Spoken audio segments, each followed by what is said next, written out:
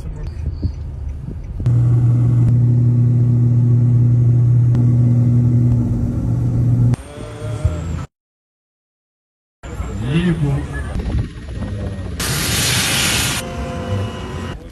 bon.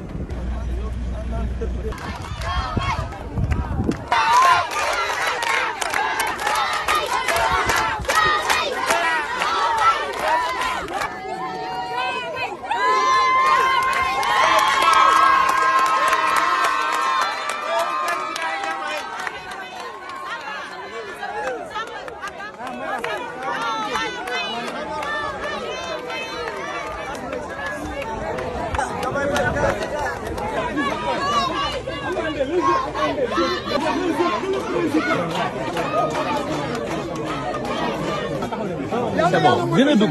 Situation sanitaire d'exception, une situation actuelle, c'est que nous avons depuis notre départ. Sur tous les plans. La situation telle que décrite est assez difficile, il faut le noter.